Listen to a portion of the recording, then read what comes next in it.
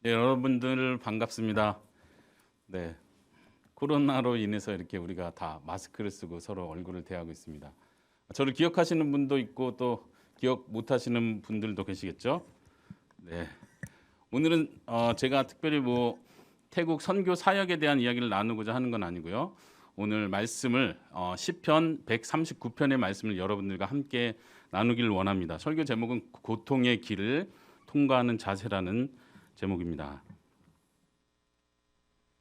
시편 139편 1절부터 24절까지 전체를 한번 같이 읽어보기를 원하는데요. 먼저 읽어보기 전에 제가 먼저 좀 간단하게 이 시편에 대한 소개를 하고 설명과 함께 같이 읽어보는 게 좋을 것 같습니다. 우리가 잘 알듯이 다윗의 시는 항상 우리에게 감동을 줍니다.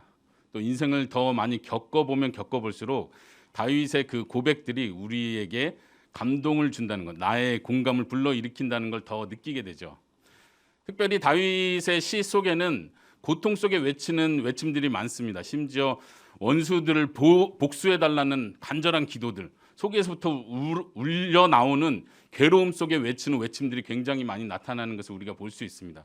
때로는 우리가 다윗의 시편을 읽으면서 이거 나도 이렇게 기도해도 되나 싶을 정도로 원수를 짓밟아달라는 소리나 원수의 자식들을 죽여달라는 소리까지 아주 심한 말까지도 막 하는 것을 우리가 보게 됩니다. 그럴 때마다 다윗은 정말 어떤 마음일까? 도대체 다윗의 믿음은 어떤 믿음일까? 한 번씩 생각하게 됩니다. 그럼에도 불구하고 우리는 이 다윗의 솔직한 고백 때문에 위로를 얻고 소망을 발견하게 됩니다. 오늘 시편도 마찬가지입니다. 좀 길긴 하지만요. 전체를 같이 살펴보려고 하는 이유는 이 긴 시 속에 다윗의 감정이 잘 나타나 있기 때문에 그렇습니다. 어쩌면 쭉 중간에 읽으시다 보면 이건 내가 많이 들어본 혹은 노래로도 많이 들어본 가사다, 그런 내용이다라고 느끼실 수도 있습니다. 그렇지만 뒷부분에 갈수록 제가 설명하겠지만 뒷부분은 좀 낯설고 이게 또 무슨 감정으로 이런 표현을 했을까 하는 부분이 있습니다. 오늘 그런 부분들을 여러분들과 같이 나눠보고 싶습니다. 한번 먼저요, 단락으로 제가 끊어서 여러분들과 같이 읽도록 하겠습니다. 1절부터 6절까지를 같이 교독하도록 하겠습니다. 여호와여, 주께서 나를 살펴보셨으므로 나를 아시나이다. 주께서 내가 앉고 일어섬을 아시고 멀리서도 나의 생각을 밝히 아시오며 나의 모든 길과 내가 눕는 것을 살펴보셨으므로 나의 모든 행위를 익히 아시오니 여호와여 내 혀의 말을 알지 못하시는 것이 하나도 없으시니이다. 주께서 나의 앞뒤를 둘러싸시고 내게 안수하셨나이다. 이 지식이 내게 너무 기이하니 높아서 내가 능히 미치지 못하나이다. 아멘.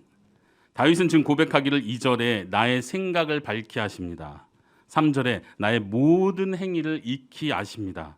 4절에 내 혀의 말을 알지 못하는 것이 없으십니다. 하나님께서 모든 것을 아신다고 고백하고 있습니다. 6절에 보니까 이 지식이 너무나 기이하고 높아서 내가 그 생각까지 다 미치지 못합니다. 이렇게 고백하죠. 한번 7절부터 12절까지 또 이어서 읽어보도록 하겠습니다. 내가 주의 영을 떠나 어디로 가며 주의 앞에서 어디로 피하리이까? 내가 하늘에 올라갈지라도 거기 계시며 수월에 내 자리를 펼지라도 거기 계시니이다. 내가 새벽 날개를 치며 바다 끝에 가서 거주할지라도 거기서도 주의 손이 나를 인도하시며 주의 오른손이 나를 붙드시리이다. 내가 혹시 말하기를 흑암이 반드시 나를 덮고 나를 두른 빛은 밤이 되리라 할지라도 주에게서는 흑암이 숨기지 못하며 밤이 낮과 같이 비추이나니 주에게는 흑암과 빛이 같음이니이다. 아멘. 이 가사로 불려지는 찬양을 좀 들어보셨습니까? 내가 주의 신을 떠나 어디로 가겠습니까? 주 앞에서 어디로 피하겠습니까? 하나님은 어디든 계시다는 고백을 다윗은 하고 있습니다. 아주 아름다운 표현입니다. 내가 어디에 갈지라도, 내가 음부, 지하세계 깊은 곳까지 내려갈지라도 거기에도 하나님이 계십니다. 11절과 12절은 조금 설명이 좀 필요한 부분인데 지금 다윗은 괴로움을 겪고 있습니다. 혹시 내가 말하기를 흑암이 반드시 나를 덮을 것이다. 내 주위에 빛이 있었다면 그게 다 밤이 될 것이다. 자신의 괴로움을 표현하는 하나의 표현입니다. 그런데 12절은 반대로 주에게는 흑암이 숨겨지지 못합니다. 주님께는 그 어두운 밤도 빛과 같습니다. 나는 괴로움을 겪고 있지만 그러나 하나님께는 빛이 있습니다. 이렇게 고백을 하고 있죠. 13절부터 끊어서요 18절까지도 읽어보겠습니다. 주께서 내 내장을 지으시며 나의 모태에서 나를 만드셨나이다. 내가 주께 감사함은 나를 지으심이 심히 기묘하심이라. 주께서 하시는 일이 기이함을 내 영혼이 잘 아나이다. 내가 은밀한 데서 지음을 받고 땅의 깊은 곳에서 기이하게 지음을 받은 때에 나의 형체가 주의 앞에 숨겨지지 못하였나이다. 내 형질이 이루어지기 전에 주의 눈이 보셨으며 나를 위하여 정한 날이 하루도 되기 전에 주의 책에 다 기록이 되었나이다. 하나님이여 주의 생각이 내게 어찌 그리 보배로우신지요 그 수가 어찌 그리 많은지요. 내가 세려고 할지라도 그 수가 모래보다 많도소이다. 내가 깰 때에도 여전히 주와 함께 있나이다. 아멘. 여러분들 이 다윗의 시를 함께 마음으로 공감하시고 고백하십니까? 다윗이 지금 뭐라고 말합니까? 하나님께서 내 속을 다 창조하셨습니다. 만드셨습니다. 그래서 누구보다도 나를 잘 아십니다. 내가 어머니 뱃속에 있을 때조차도 하나님은 그 형체를 만드시는 그 일을 하셨습니다. 심지어 내가 태어나기도 전, 내 형체가 만들어지기 그 전에도 나를 향한 하나님의 생각은 이미 다 계획되어 있었습니다. 하나님의 책에 다 기록되어 있었습니다. 어떤 고백입니까? 하나님 저를 너무나 잘 아십니다. 우리 흔히 하는 표현으로 나보다 나를 더 잘 아시는 주님이십니다. 다윗의 이 고백에 다윗은 어떤 마음으로 이러한 고백을 했다고 생각하십니까? 하나님 감사합니다. 이런 고백인 것 같습니다. 17절과 18절은 특별히 굉장히 클라이막스를 우리에게 보여줍니다. 나를 향한 주님의 생각이 어찌 그리 보배로우신지요. 그 수가 어찌 그리 많은지요. 나를 향한 생각, 나를 향한 그 마음은 하나님의 복입니다. 하나님이 나를 사랑하시고 나를 위해서 계획하시고 준비하신 그 모든 것, 그건 다 하나하나 셀 수도 없을 정도로 많다고 고백을 합니다. 그걸 세려고 할지라도 그건 내가 셀 수 없는 것입니다. 내가 깰 때에도 주님은 나와 함께 계십니다. 여러분들도 이런 고백을 할 수 있기 바랍니다. 할 수 있기를 바랍니다. 아멘. 자, 오늘 19절부터 마지막 24절까지를 읽을 텐데요. 오늘 이 부분이 정말 중요한 부분입니다. 어쩌면 다윗은 지금 이 말을 하고 싶어서 지금까지 아름다운 시들을 표현했는지 모르겠습니다. 한번 같이 읽어봅시다. 하나님이여 주께서 반드시 악인을 죽이시리이다. 피 흘리기를 즐기는 자들아 나를 떠날지어다. 그들이 주를 대하여 악에게 말하며 주의 원수들이 주의 이름으로 헛되이 맹세하나이다. 여호와여 내가 주를 미워하는 자들을 미워하지 아니하오며 주를 치러 일어나는 자들을 미워하지 아니하나이까. 내가 그들을 심히 미워하니 그들은 나의 원수들이니이다. 하나님이여 나를 살피사 내 마음을 아시며 나를 시험하사 내 뜻을 아옵소서. 내게 무슨 악한 행위가 있나 보시고 나를 영원한 길로 인도하소서. 아멘. 자, 마지막 읽은 이 부분은 어떻습니까? 좀 그 앞에서 읽었던 전체 부분하고 이 뒷부분은 좀 약간 생소한 느낌이 듭니다. 좀 분위기도 다르고 갑자기 하나님이 나를 잘 아십니다라고 말했다가 이 부분에서는 갑자기 하나님 내가 미워하는 원수가 있습니다. 난 그 원수를 너무나 미워합니다. 그 원수들은 하나님을 대적하는 자들이고 하나님을 욕하는 자들입니다. 하나님이 그들을 반드시 죽이실 것입니다.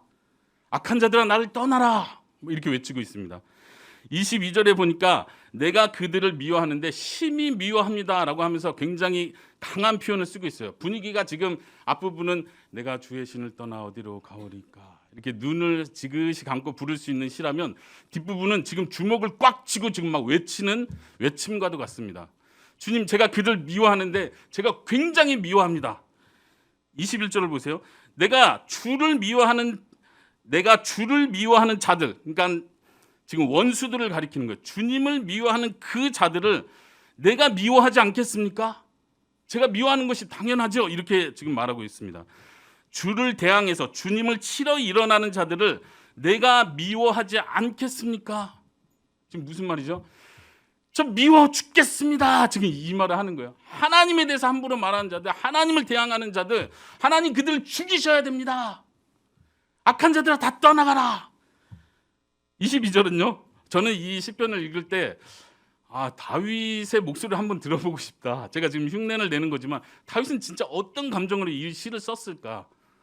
노래로 표현했다면 어떤 곡조로 이걸 표현했을까 하는 생각을 하게 됩니다. 아마 저는 여기서 다윗이 정말 클라이막스로 크게 외쳤을 것이라고 생각합니다. 내가 그들을 심히 미워합니다. 그들은 나의 원수입니다. 주님, 어떻게 하라는 거죠? 여기서 지금 다윗이 하고 싶은 말이 뭘까요? 시편 전체, 지금 139편 전체를 통해서 다윗이 하고 싶은 감정은 무엇일까요? 감사합니다라기보다는 지금 이 외침 속에 다윗의 감정이 깊이 들어 있습니다. 학자들은요, 시편 학자들은 이 시를 애가로 분류합니다. 장르를 정할 때 애가, 슬픈 노래라고 분류를 합니다. 왜냐하면 뒷부분이 그걸 보여주고 있기 때문입니다. 23절이 다윗이 하고 싶은 그 말이 여기 들어 있습니다. 하나님이여 나를 살피사 내 마음을 아시고 나를 시험하사 내 뜻을 아옵소서. 이런 표현은 시편의 다른 시편에서도 여러 번 반복되는 표현입니다. 내 마음을 알아주십시오. 다윗은 이런 말을 자주 하죠. 어떤 의미로 그런 말을 하고 있습니까? 다윗이 하는 말은 하나님, 저는 정직합니다. 이 말을 하기 위해서 하는 거예요. 하나님, 저를 살펴보십시오. 제가 죄를 졌습니까? 제가 악한 일을 했습니까? 제 마음을 알아주십시오. 제 뜻을 알아주십시오. 아니, 이 23절을 읽을 때 우리는 좀 놀랄 수밖에 없어요. 왜냐하면 1절, 2절, 우리가 읽었던 3절, 4절, 5절까지 쭉 보십시오. 하나님은 내 생각을 다 아십니다. 하나님은 내 내장까지 다 지으셨습니다. 내가 어디에 갈지도 하나님은 다 나를 보고 계시고 나와 함께 하시지 않습니까? 이 고백을 앞에서 쭉 길게 해놓고서 왜 이제 와서 갑자기 나를 살펴주십시오. 이 한글 번역이 이렇게 돼 있죠. 내 뜻을 아옵소서. 아옵소서라고 하는 이 표현이 무슨 말이죠? 아옵소서. 우리 어린이들 하나님 내 마음을 아옵소서 무슨 뜻이죠? 예, 알아달라는 뜻이에요. 다시 말하면 이런 기도예요. 하나님 제 마음 좀 알아주세요. 아니 하나님이 당연히 알죠. 지금 왜 갑자기 하나님 앞에 뭐 불평하는 것도 아니고 하나님을 못 믿는 사람도 아니고 제 마음을 다 아시죠. 제 생각까지 다 아시죠. 하던 다윗이 갑자기 뒷부분에서 지금 너무 흥분돼 있는 상태라고 저는 생각합니다. 하나님 제 마음 좀 알아주세요. 이렇게 외치고 있습니다. 그 한글로 내 뜻을 아옵소서. 그런데 이 뜻이라는 단어 히브리어로 찾아보면요, 우리가 생각하는 그런 일반적인 뜻, 어떤 생각이 아니라 근심이라는 단어로 번역되어야 하는 단어입니다. 염려, 근심, 고통 이렇게도 번역할 수 있습니다. 하나님, 제 마음의 고통 좀 알아주십시오. 다윗의 마음이 어떤 마음인지 아시겠습니까? 왜 갑자기 이런 불신앙적인 얘기를 하죠? 이건 불신앙적인 얘기가 아니에요. 다윗의 마음이에요. 그냥 하나님은 내 모든 걸 다 아시죠. 나보다 나를 더 잘 아시죠. 내가 생각지 못한 것까지, 내가 괴로워하면서 침묵을 지키고 내 머릿속도 정리가 되지 않았던 그 순간에 하나님은 나보다 나를 더 잘 아시죠. 하나님, 근데 난 너무 괴롭습니다. 제 그 고통을 좀 알아주십시오. 이것이 나의 소원입니다. 제 고통을 알아주십시오. 여러분들 이렇게 고통을 느껴본 적이 있으시죠? 연배가 있으신 분들은 분명히 있으십니다. 이런 다윗의 고통의 호소를 들을 때 아마 공감을 충분히 하실 것입니다. 심지어 어린아이들도 이런 고통에 공감할 수 있는 줄로 압니다. 왜냐하면 우리가 살고 있는 세상은 초등학교에서부터도 치열한 경쟁 속에 살고 있기 때문에 그렇습니다. 저희 딸들이 셋이 있는데요. 딸들이 학교 이야기를 종종 합니다. 지금은 홈스쿨을 하고 있지만 옛날 학교 얘기를 할 때 고통스러운 이야기들을 서로 막 나누더라고요. 누가 더 고통스러웠는지도 막 얘기하고. 아이들뿐만 아니라 어른들, 청년들, 특히 우리가 이 코로나 시대에 우리는 이런 고통을 느낄 수밖에 없습니다. 다윗이 지금 더 힘든 이유는 하나님이 알아주시지 않는다고 생각하기 때문에 그렇습니다. 지금 머릿속에서는 하나님을 알고 있습니다. 우리 여기 앉아 계신 모든 크리스찬들은 머릿속에서 하나님을 알고 있습니다. 하나님은 모든 것을 아십니다. 하나님은 무소부지하신 분이십니다. 하나님은 나보다 나를 더 잘하시고 나를 사랑하시는 사랑의 하나님입니다라고 머릿속에 알고 있는데 지금 마음속에서 감정적으로 느끼는 내 현실은 전혀 그렇지가 않은 거예요. 한번 여쭤보겠습니다. 다윗이 왜 이렇게 고통스러운 말로 하나님 내 마음을 알아주십시오라고 하죠? 무엇이 다윗을 힘들게 했을까요? 우리가 이 시편 139편에서 찾아볼 수 있습니까? 무엇이 다윗을 힘들게 했을까요? 힌트를 찾으실 수 있습니까? 19절부터 그 이하가 다윗의 지금 현재 상황을 보여주고 있는 거, 아주 생생하게 보여주고 있는 겁니다. 주께서 반드시 악인을 죽이시리이다. 악인이 다윗 주위에 지금 있습니다. 그리고 하나님 죽이셔야 한다고 다윗은 믿고 있습니다. 근데 아직은 죽지 않았습니다. 하나님께서 악인을 치셨습니다. 할렐루야. 주님은 나를 구원하시는 분이십니다. 이 찬양이 아니고 주님이 악인을 죽이셔야 합니다. 죽이실 것입니다. 전 그것을 믿습니다. 악인들아 떠나가라. 떠나가라는 건 뭐예요? 지금 악인들이 다윗 주위에 둘러싸고 있는 겁니다. 그 악인들은 어떤 악인들이에요? 주님에 대해서 악하게 말하는 자들. 지금 다윗과 하나님은 일치되어 있습니다. 다윗을 비방하는 것은 주님을 비방하는 것과 같습니다. 다윗은 그것을 자기에게 한 것으로 느끼고 있습니다. 자신을 비난하는 걸 가리켜서 하나님, 주를 믿는 자를 비난하는 저들 하나님이 지켜만 보고 계실 것입니까? 하나님 저들을 처단해 주십시오. 22절에서 그 얘기를 하죠. 내가 그들을 심히 미워합니다. 그들이 나의 원수입니다. 지금 그냥 굉장히 신사적으로 거룩하게 하나님을 비방하는 무리들은 나의 원수가 됩니다. 이렇게 말하는 게 아니고 지금 다윗은 하나님 저들이 나를 괴롭힙니다. 내 원수들을 제발 좀 처단해 주십시오. 아직도 나를 괴롭히고 있습니다. 하나님 그들이 나를 괴롭히는데 그들이 하나님을 대적하는 것과 똑같습니다. 하나님의 원수가 아닙니까? 하나님 제발 좀 처단해 주십시오. 24절에 내게 무슨 악한 행위가 있나 보시고 나를 영원한 길로 인도해 주십시오. 다시 한번 다윗은 자신의 정결함을 고백합니다. 내게 무슨 악한 행위가 있나 봐주십시오. 내 마음을 살펴주십시오가 그런 의미라고 했죠. 여기선 좀 더 깊은 의미가 있습니다. 하나님 여기서도 악한 행위라고 했을 때 마치 다윗이 나쁜 일을 했다, 죄 짓는 일을 했는지를 보십시오 이런 의미인 것 같지만 이 단어도 히브리어로 살펴보면요 다른 본문에서 나왔던 악한 행위, 일반적인 죄악된 행위를 가리키는 단어가 아니고 고통을 의미하는 단어입니다. 다시 말하면 내게 고통의 길이 있는지 살펴봐 주십시오 이렇게 고백하고 있는 거예요. 이것은 물론 이제 해석하는 건 좀 어렵긴 합니다. 어떤 학자들은 하나님께 괴로움을 드리는 그래서 나쁜 일 이렇게 해석하기도 합니다. 그러나 저는 개인적으로 이것은 다윗이 자신 속에 있는 고통을 하나님께 호소하는 표현이라고 생각합니다. 왜냐하면 그 위에서도 그랬거든요. 내 근심과 내 염려를 알아주십시오. 하나님 내 안에 고통의 길이 있는지 살펴봐 주시고 주님의 길로 제발 인도해 주십시오 라고 하나님께 요청하는 것입니다. 여러분들 이 다윗의 고백이 여러분들에게 공감이 되십니까? 여러분들의 현실 속에서 공감이 되십니까? 저는 공감이 될 수 있기를 바랍니다. 우리가 지금 어려운 때를 겪고 있습니다. 어쩌면 크리스찬이라고 해서 내가 더 착하게 살아야 되기 때문에 하나님의 이름을 더럽히지 않기 위해서 내 주위의 사람들이 나를 교회 다니는 사람으로 알고 있기 때문에 내가 더 착하고 정직하게 살기 위해서 더 어려움을 겪는 사람들도 있을 것입니다. 내가 차라리 믿지 않는 사람이라면 저 사람이 내가 크리스찬이라는 걸 모른다면 나도 그냥 세게 말해주고 싶은데 그걸 참아야 할 때가 많이 있습니다. 여러분들은 어떻습니까? 코로나 시대에 다들 어려움을 겪고 있습니다. 우린 하나님께 더 기도합니다. 하나님 도와주십시오. 하나님 살려주십시오.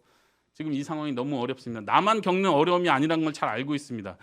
그렇지만 그렇기 때문에 더욱더 하나님께 매달립니다. 우리가 매달릴 분은 하나님밖에 없기 때문에. 그런데 문제는 그렇게 매달리고 기도하는데도 나아지는 것 같지 않기 때문에 문제입니다. 여러분들 그걸 잘 아셔야 됩니다. 우리가 크리스찬이고 내가 하나님을 믿고 내가 기도하기 때문에 모든 일이 다 잘 풀리는 것은 아닙니다. 그것은 사실이고 현실 속에서 일어나는 일입니다. 우린 그걸 받아들이는 큰 마음이 필요합니다. 다윗은 그것을 그의 삶 전체를 통해서 계속해서 경험했습니다. 하나님 살려주십시오. 원수들이 나를 치고 있습니다. 우리가 잘 아는 욥기도 그것을 고백하죠. 그가 그렇게 하나님께 매달리지만 그의 현실은 그렇지 않습니다. 그가 특정한 어떤 죄가 있어서 특정한 죄에 대한 벌로서 받는 고통은 아니었지만 여전히 그의 삶에는 고통이 있었습니다. 그건 우리 크리스찬의 삶을 아주 표본적으로 잘 보여주는 것입니다. 내가 더 기도한다고 해서 사업의 문제가 더 잘 풀리는 건 아닙니다. 때로는 하나님께서 은혜를 베풀어 주시죠. 그러나 그렇지 않을 때가 더 많다는 것을 우리는 받아들여야 됩니다. 고통의 때를 지날 때, 고통의 길을 통과할 때 우리는 어떠한 자세로 하나님께 나아가야 하겠습니까? 그것을 생각해 볼 수 있기를 바랍니다. 우리는 고통의 때를 통과하는 방법을 알고 싶어 합니다.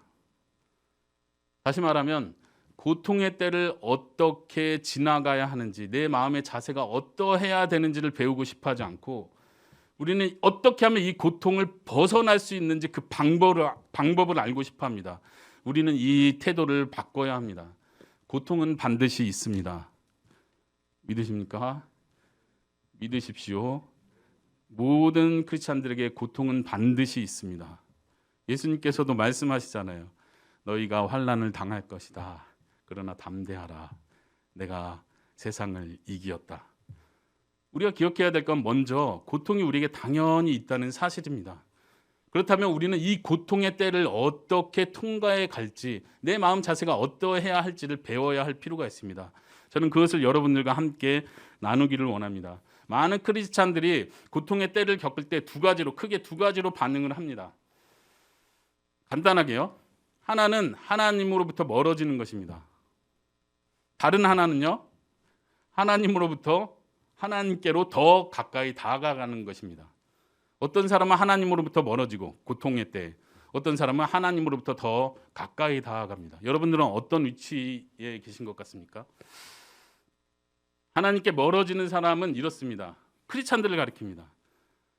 하나님께 기도합니다. 하나님 어렵습니다. 괴롭습니다. 하나님 응답해 주십시오. 다윗처럼 어쩌면 매달립니다. 그런데 문제는 하나님께서 응답하시지 않는 이 고통의 때를 계속 겪으면서 하나님이 역시 응답하지 않는구나라고 생각하고 하나님으로부터 마음이 멀어지기 시작합니다. 멀어진다는 걸 어떻게 알 수 있냐면 우리도 어쩌면 그 눈치채지 못합니다. 내가 하나님으로부터 멀어지고 있구나. 이 코로나 기간이 길어질수록 내가 하나님으로부터 멀어지고 있구나. 내가 인식하지 못할 수가 있어요. 그런데 그거를 체크하는 방법은 이거예요. 우리의 예배가, 우리의 찬양이, 우리의 기도가 형식적이어져 갑니다. 시간이 지날수록 기도는 하는데 별로 바라지 않으면서 기도합니다. 되게 간절한 기도인 것 같은 대사를 내 입으로 말하는데 간절함이 내 속에 없습니다. 하나님을 높인다고 내 입은 노래를 하고 있는데 그게 내 마음으로부터 나오지 않습니다. 이것이 지금 하나님과 멀어지고 있다는 증거입니다. 여러분들 어떻습니까? 어떤 사람은 노골적으로 신앙을 그만둡니다. 교회를 그만둡니다. 생활 형편이 나아지면 교회를 다시 가겠다고 말합니다. 그때 가서 하나님을 찾든가 하겠다고 합니다. 이건 노골적으로 하나님하고 멀어지는 거고요. 우리는 대부분 그렇지 않죠. 그러나 더 무서운 건 바로 이 조용한 침묵입니다. 하나님으로부터 속으로부터 멀어지는 사람은요. 그냥 침묵합니다. 다시 말하면 하나님께 호소하지 않습니다. 이 사람은요. 하나님께 불평도 하지 않습니다. 다윗과 같은 불평 절대 하지 않습니다. 왜냐하면 이 사람 머릿속엔 하나님은 다 아시고 나를 사랑하시고 나와 함께 하신다고 머릿속에 생각하고 있기 때문에 그런 불평을 하지 않습니다. 근데 문제는 그 하나님께 특별한 기대도 하지 않습니다.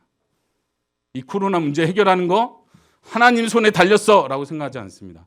그냥 시기가 지나고 백신이 잘 개발되고 집단 면역이 생기고 때가 지나면 다 해결될 거야. 정부가 알아서 할 거고 또 이 사업체도 시간이 지나고 이런저런 문제들 이런 게 하나씩 해결되다 보면 다 될 거야. 기도는 하죠. 근데 기도가 답이라고 생각하진 않습니다. 하나님이 하신다고는 생각하지 않습니다. 주일날 나와서 예배는 드리는데 그것이 내 문제를 해결하는 유일한 길이라고 믿진 않습니다. 이것이 무서운 것입니다. 여러분들은 어떻습니까? 두 번째로 하나님과 더 가까워지는 사람은 어떤 사람인 줄 아십니까? 이 사람은 하나님께 매달리는 사람입니다. 우리가 읽은 시편의 다윗의 고백에 바로 그러한 모범을 보여줍니다. 하나님, 제 마음을 알아주십시오. 하나님, 제 속을 알아주십시오. 하나님, 제가 저들을 미워합니다. 너무 미워서 죽겠습니다. 더 이상 참을 수가 없습니다. 하나님은 제 생각을 다 아시죠. 제 마음을 다 아시죠. 제 마음 좀 알아주십시오. 끝까지 매달리는 사람입니다. 언제까지요? 앞에 첫 번째 사람은 그렇게 매달렸던 적이 많이 있습니다. 신앙 경력이 오래될수록 그런 경험들이 너무나 많이 축적돼서 이 사람은 이미 포기했습니다. 그렇게 나도 다 해봤는데 그런다고 특별히 달라지진 않더라. 결국은 내 노력, 내 주위에 있는 사람들의 도움을 받는 거, 실질적인 현실적인 게 중요하지, 하나님께 눈물 흘리고 매달린다고 해서 달라지는 건 아니더라. 나도 다 해봤다. 이게 전자입니다. 첫 번째 사람, 하나님과 멀어지는 사람입니다. 그럼요, 두 번째 사람은요, 언제까지 매달립니까? 끝까지. 언제까지 매달려? 끝까지 매달리는 사람이에요. 그 사람이 하나님과 가까워지고 있는 사람입니다. 여러분들 신약의 예수님 시대에 가나안 여인의 이야기를 잘 아실 것입니다. 가나안 여인이 자신의 귀신 들린 딸을 위해서 예수님께 나옵니다. 예수님, 제 딸 좀 제발 고쳐주십시오. 예수님께 매달릴 때 예수님은 못 들은 척 하시죠. 제자들이 도리어 가서 예수님 좀 돌봐주십시오라고 할 때 예수님께서 뭐라고 말씀하십니까? 내 자녀의 떡을 취해서 개들에게 주는 것이 마땅하지 않다. 예수님께 완전 충격적인 말을 듣습니다. 어쩌면 우리가 기도하는 가운데 하나님께 매달릴 때 이런 충격적인 말을 들을 때가 있습니다. 음성으로 듣진 않겠지만 우리가 그걸 확실하게 느낍니다. 내 말씀을, 내 기도를 안 들어주시는구나. 내가 그렇게 울어도 하나님이 듣지 않으시는구나 라고 느낄 때가 너무나 많다는 거예요. 그 가나안 여인이 겪었던 그 심정이 우리가 겪는 심정일 때가 많다는 겁니다. 근데 그 가나안 여인은 어떻게 했습니까? 주님, 맞습니다. 제가 이런 대접을 받는 게 당연합니다. 그런데 부스럭이라도 주십시오. 이 첫 번째 사람은요, 첫 번째 사람은 그 순간에 예수님을 떠납니다. 당신이 사랑의 하나님입니까? 됐습니다. 말은 사랑한다고 하시면서 현실은 이런 거죠. 그럴 줄 알았습니다. 저도 다른 계획이 있습니다. 하고 갑니다. 여러분들은 어떻습니까? 그러나 두 번째 사람, 하나님과 가까워지는 사람은 끝까지 하나님께 매달립니다. 왜요? 하나님 외에는 다른 답이 없다는 걸 알기 때문에 그렇습니다. 믿으십니까? 하나님 외에는 다른 답이 없습니다. 플랜 B가 있는 것이 아니에요. 이거 안 되면 하나님이 이 순간에 이거 기도 응답 안 해주시고 뭐 또 이게 이런 일이 안 일어나면 그 다음엔 내가 이거라도 해야지. 차선책이라도 준비해 놔야지. 이게 지혜로운 겁니까? 아니요. 하나님과 멀어지는 방법입니다. 하나님께 매달리십시오. 하나님을 의지하는 가운데 모든 방법들을 찾아 나가십시오. 사람에게 도움을 구할지라도 어떤 내 지혜를 사용하는 어떤 수단을 사용하는 그 순간에도 하나님이 최우선에 있어야 됩니다. 하나님께서 함께 해주셔야 이 문제가 해결됩니다. 하나님께서 내 해답이 되어주시기 때문에 내가 지금 이 문제, 이 상황을 헤쳐나갈 수 있는 줄로 믿습니다. 이렇게 나가셔야 됩니다. 끝까지 하나님께 매달리는 태도를 버리지 마십시오. 하나님과 더 가까워지는 여러분들이 될 수 있기를 바랍니다. 다윗은 시편 139편에서 이러한 고백을 다 고백하지 않습니다. 많은 시편과 다르게 많은 시편들에서는 마지막 부분에서는 여호와를 찬양할지어다, 내가 찬양하리로다 이렇게 하고 끝나는데 시편 139편만은 그렇지 않습니다. 그래서 특별히 애가라고 분류를 하는 거죠. 그러나 다윗이 하나님이 어떤 분이신지를 경험으로 몰랐습니까? 아니요.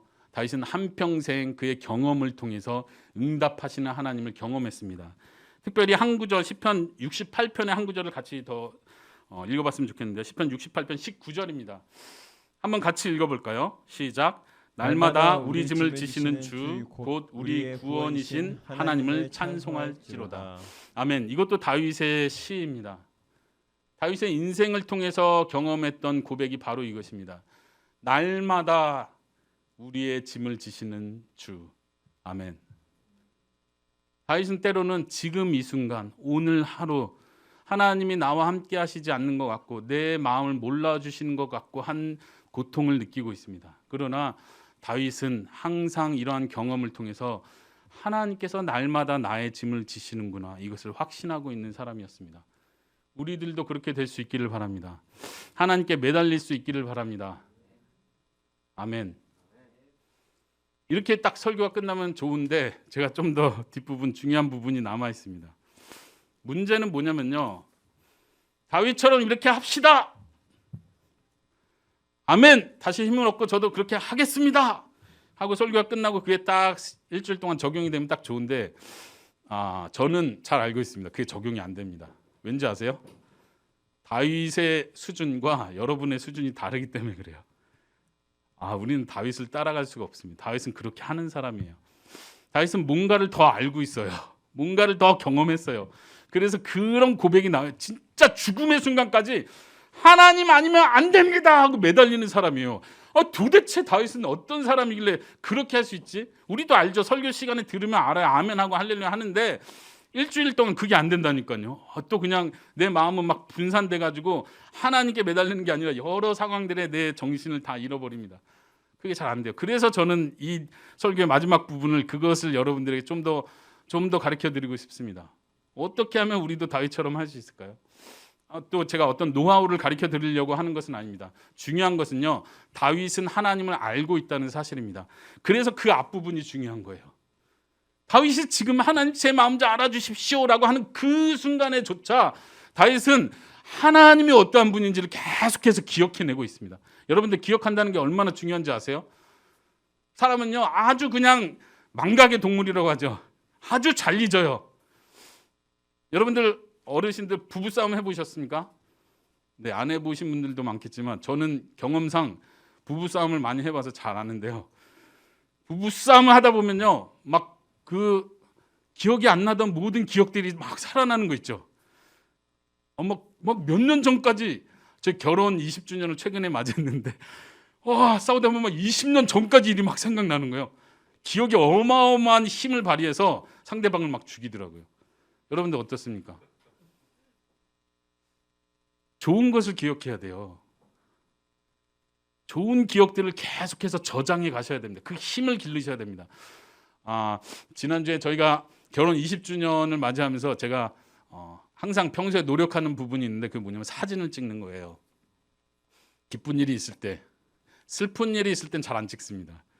그거 페이스북에 올릴 수는 없잖아요. 슬픈 일을, 힘든 일을 올리기 쉽지 않습니다. 기쁜 일이 있을 때 하나님이 기도에 응답해 주셨다. 이건 하나님의 놀라운 은혜다. 야, 이거 같이 기뻐해야 된다 할 때 사진을 열심히 찍습니다. 20주년 되면서 20년 전 결혼 생활할 때부터 매년 1년에 딱 중요한 사진들 한 장씩을 이렇게 해가지고 딱 20장의 사진을 이렇게 쭉 하나의 파일처럼 만들어서 아내에게 보여주고 많은 사람들과도 공유를 했습니다. 여러분들 기억한다는 건 굉장히 중요합니다. 나는 그걸 다 잊었어요. 사진을 보다 보니까 몇 년도에 우리가 여기를 갔었네. 몇 년도에 이래서 맞아. 그때 진짜 기뻤지. 그때 감사했지. 생각이 나더라니까요. 여러분들이 하나님께 매달리는 삶을 살기 위해서 고난의 때에 특별히 고난의 때 하나님께 매달리는 삶을 살기 원한다면요. 평소에 하나님을 계속해서 묵상하십시오. 하나님께서 여러분들을 위해서 어떤 일을 하셨는지를 계속해서 생각하십시오. 다윗은 지금 그걸 계속 고백하고 있습니다. 하나님, 내가 어디를 갈지라도 하나님은 그곳에 계셨습니다. 내가 정말 암흑과 같은 곳에 내려갈 때에도 하나님은 그 자리에 계셨던 분이셨습니다. 하나님은 나를 향한 생각이 너무나 많았습니다. 제가 그것을 날마다 경험해 왔었죠. 그러기 때문에 이 생각의 힘으로 다시 다윗은 하나님께 매달릴 수 있게 됩니다. 하나님께 매달리면 반드시 다시 응답할 걸 믿었기 때문에 그렇습니다. 우리는 자꾸 하나님이 나와 함께 하신다, 내 기도를 들어주신다, 이런 게 너무 추상적인 이야기로 이렇게 물거품처럼 날아갈 때가 많습니다. 말 그대로 머릿속에만 남아있을 때가 많다는 얘기죠. 하나님이 우리의 기도를 들으시고 하나님이 지금도 우리와 함께 계십니다. 이것은 가장 현실적인 이야기입니다.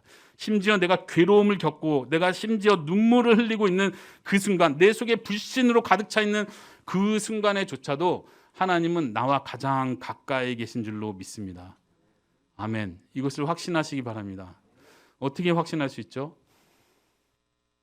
계속 내 암시를 해야 되나요? 하나님 나와 함께 계시다, 나와 함께 계시다. 아니요. 예수님을 생각하십시오. 오늘 보니까 아주 좋은 표가 여기 딱 있더라고요. 오늘 찬양도 너무나 감동적이었습니다. 예수님을 닮아가는 거, 예수님을 바라보는 거. 여러분들 우리가 한평생 해야 될 일인 줄로 믿습니다. 하나님을 다시 한번 짧게 소개해드리겠습니다. 하나님은 어떤 하나님이십니까?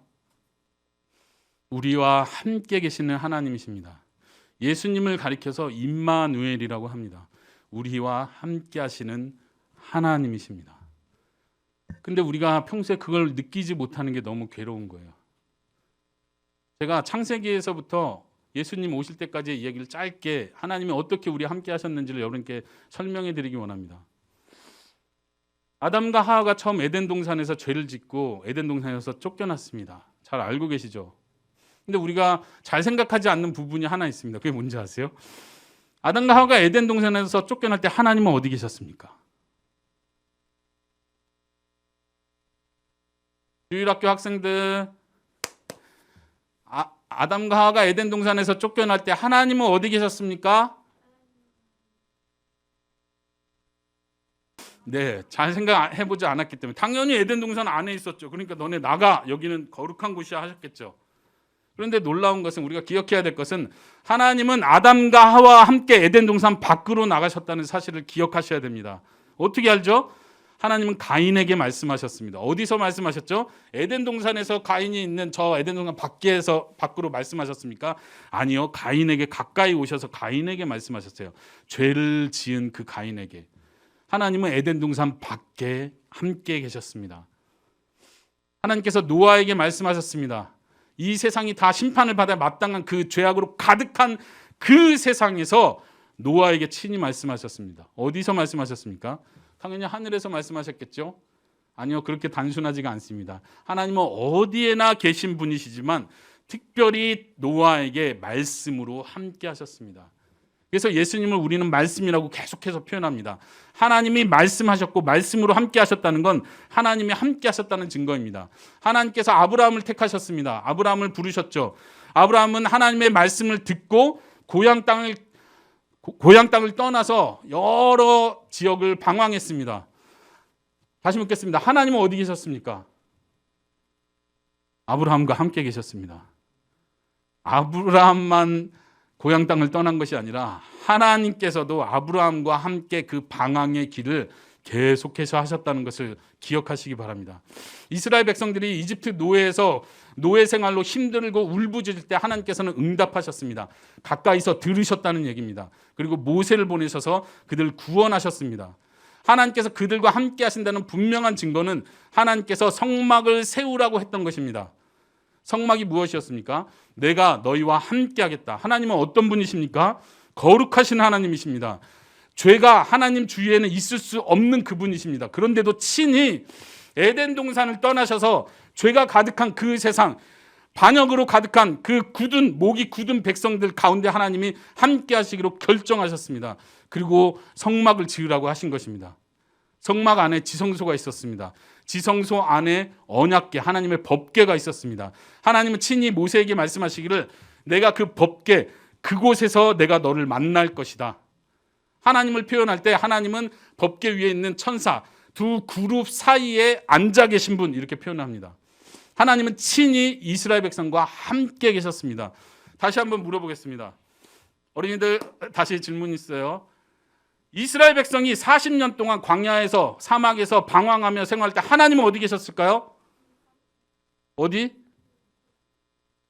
예. 이것을 기억하시기 바랍니다. 우리 어른들도 이 생각을 잘 안 합니다. 하나님께서 함께 40년 광야 생활을 하셨다는 걸 기억하십시오. 광야 생활이 무엇입니까? 하나님의 심판 자리입니다. 이스라엘 백성들이 가데스 바네아에서 하나님을 믿지 못하고 가나안 땅에 들어가야 되는 그 순간에서도 불신을 표현했을 때 하나님은 벌로써 너희가 40년을 더 방황할 것이라고 말씀하셨죠. 그런데 하나님은 그 벌 받는 그 자리에 함께 동행하셨다는 사실입니다. 믿으십니까? 왜 하나님이 그 자리에 있으셔야 됩니까? 하나님은 벌을 내리시는 분이십니다. 근데 그 자리에 함께 하시며 함께 그들의 반역 속에 거하셨습니다. 이스라엘 백성들이 그것을 감사했습니까? 하나님, 우리 같은 죄인을 위해서 이 광야를 같이 오시다니요. 하나님이 오셔서 이렇게 날마다 만나를 내려주셔서 감사합니다.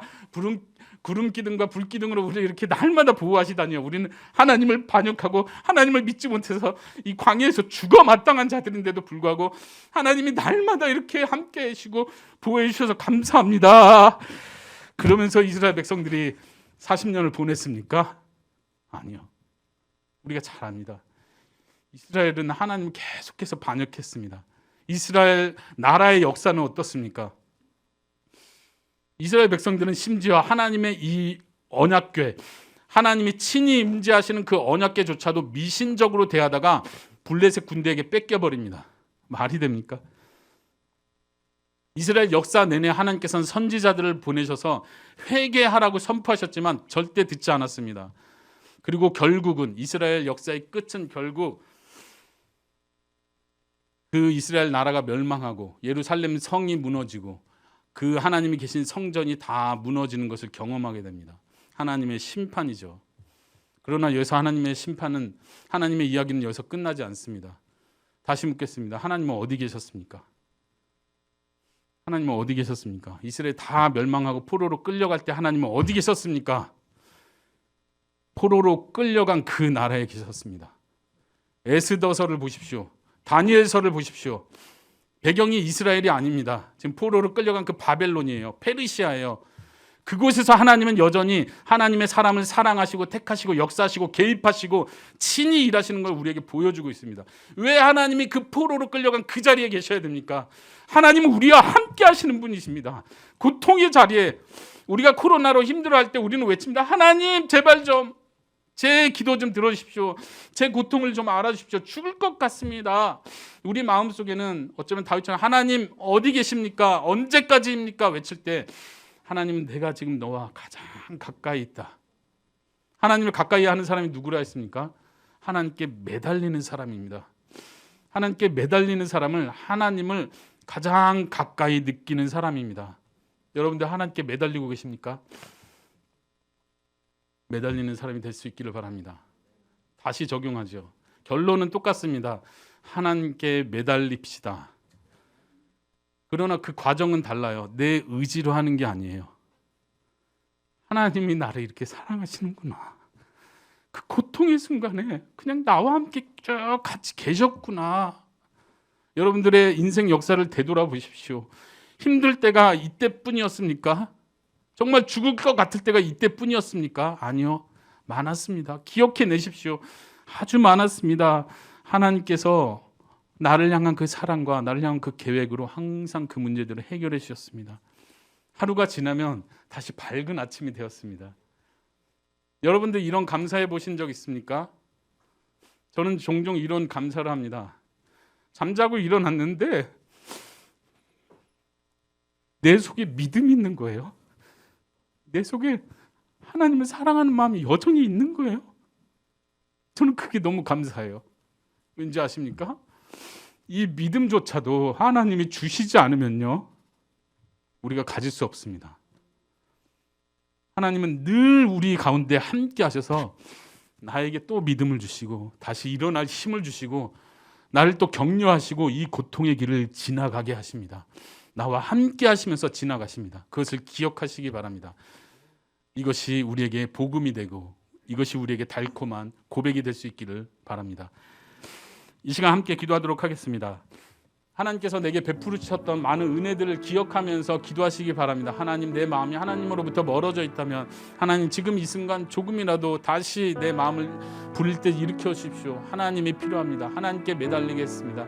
하나님만이 유일한 답이고 마지막까지 내가 붙들어야 될 주님이십니다. 이렇게 고백하면서 함께 기도하도록 하겠습니다. 살아계신 하나님 기도합니다. 아버지, 이 어려운 때에 하나님의 은혜를 보여주시옵소서. 우리가 보지 못하는 것들이 너무나 많습니다. 하나님, 내가 경험하지 못했던 많은 어려움들이 다시 닥치고 있습니다. 하지만 이 순간에 하나님 더욱더 붙드는 자가 되기 원합니다. 하나님을 더욱더 매달리는 자가 되기 원합니다. 하나님 더욱더 가까이 하기 원합니다. 주님을 보기 원합니다. 주님을 닮기 원합니다.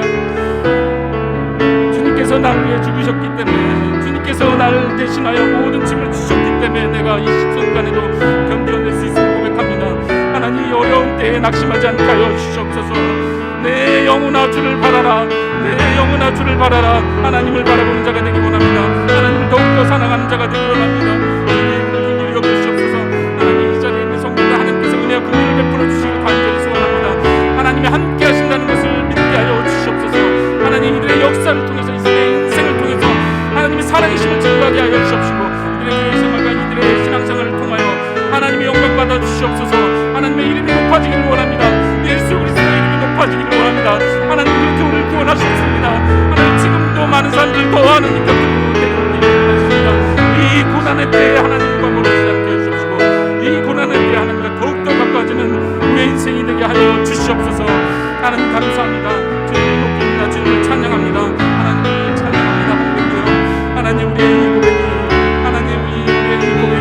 함께하여 주시옵소서. 하나님 빛골 광염교회 주님 함께하시고 역사하여 주시옵소서. 이 빛골 광염교회 하나님 함께하여 주시옵소서. 역사하여 주시옵소서. 감사합니다. 예수 그리스도의 이름으로